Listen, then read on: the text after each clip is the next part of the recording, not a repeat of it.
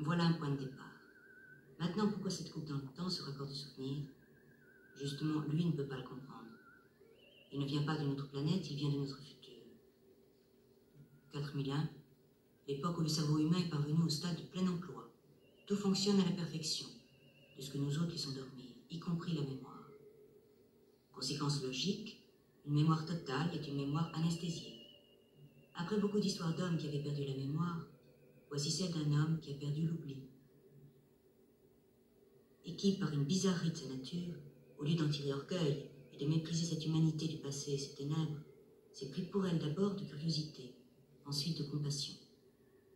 Dans le monde d'où il vient, appeler un souvenir, s'émouvoir devant un portrait, trembler à l'écoute d'une musique ne peuvent être que les signes d'une longue et douloureuse préhistoire.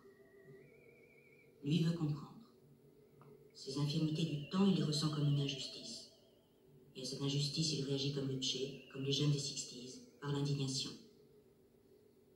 C'est un tiers-mondiste du temps.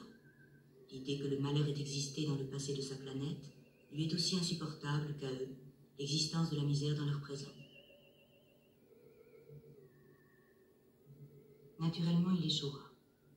Le malheur qu'il découvre lui est aussi inaccessible qu'est inimaginable la misère d'un pays pauvre pour les enfants d'un pays riche. Il a choisi de renoncer à ses privilèges. Il ne peut rien contre le privilège de l'avoir choisi.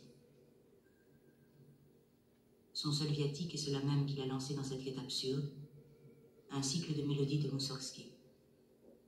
On les chante toujours au XXe siècle. Le sens s'en est perdu, mais c'est là que pour la première fois, il aperçut la présence de cette chose qu'il ne comprenait pas, qui avait à voir avec le malheur et la mémoire, qu'il lui fallait à tout prix essayer de comprendre, et vers laquelle, avec une lourdeur de scaphandrier, il s'est mis en marche.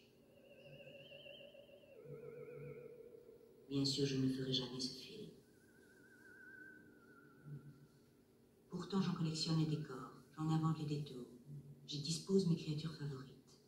Et même, je lui donne un titre, celui des mélodies de Moussorgsky, justement, Sans soleil.